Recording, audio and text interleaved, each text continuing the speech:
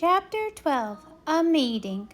One evening, a few days after the writing had appeared in Charlotte's Web, the spider called a meeting of all the animals in the barn cellar. "I shall begin by calling the roll. Wilbur." "Here," said the pig. "Gander." "Here, here," said the gander.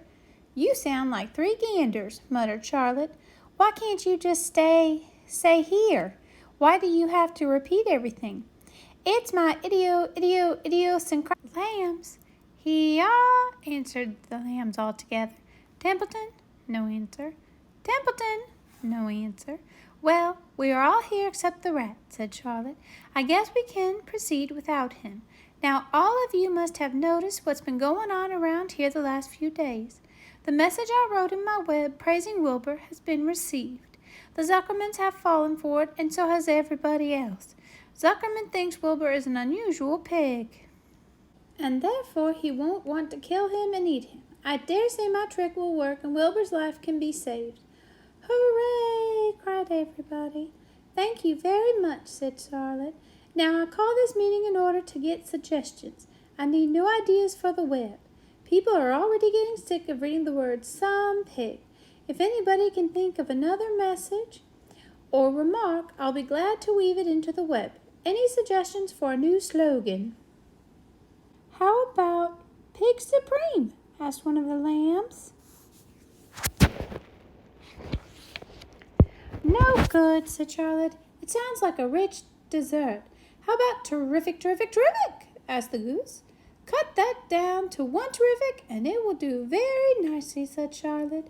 "I think terrific might impress Zuckerman." "But Charlotte," said Wilbur, "I'm not terrific."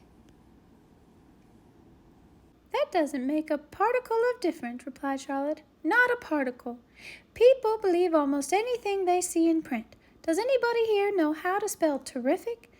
"I think," said the gander, "it's T-double-E-double-R-double-I-double-F-double-I-double-C-C-C-C. "What kind of an acrobat do you think I am?" said Charlotte in disgust. "Good idea," said Charlotte, "but I'm not sure Templeton will be willing to help. You know how he is, always looking out for himself, never thinking of the other fellow." "I bet I can get him to help," said the old sheep. "I'll appeal to his baser instincts, of which he has plenty.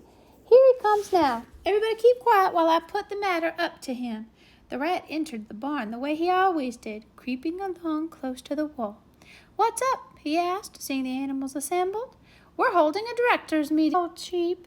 "Well, break it up," said Templeton. "Meetings bore me." And the rat began to climb a rope that hung against the wall. "Look," said the old sheep. "Next time you go to the dump, Templeton, bring back a clipping from a magazine. Charlotte needs new ideas so she can write messages in her web and save Wilbur's life." "Let him die," said the rat. "I should worry." "You'll worry all right when next winter comes," said the sheep. "You'll worry all right on a 0 morning next January when Wilbur's dead. Nobody comes down here with a nice pail of warm slops to pour into the trough. Wilbur's leftover food is your chief source of supply, Templeton. You know that. Wilbur's food is your food. Therefore, Wilbur's destiny and your destiny are closely linked. If Wilbur is killed and his trough stands empty day after day, you'll grow so thin we can look right through your stomach and see objects on the other side." Templeton's whiskers quivered. "Maybe you're right," he said gruffly. "I'm making a trip to the dump tomorrow afternoon. I'll bring back a magazine clipping if I can find one." "Thanks," said Charlotte. "The meeting is now adjourned. I have a busy evening ahead of me. I've got to tear my web apart and write terrific." Wilbur blushed. "But I'm not terrific, Charlotte. I'm just about average for a pig." "You're terrific as far as I'm concerned," replied Charlotte sweetly, "and that's what counts. You're my best friend, and I think you're sensational. Now stop arguing and go get some sleep." "Hello, I'm Little Lady Darwin. I like to read while I take my bath. I hope you enjoy listening to my Chapter 12 of Charlotte's Web."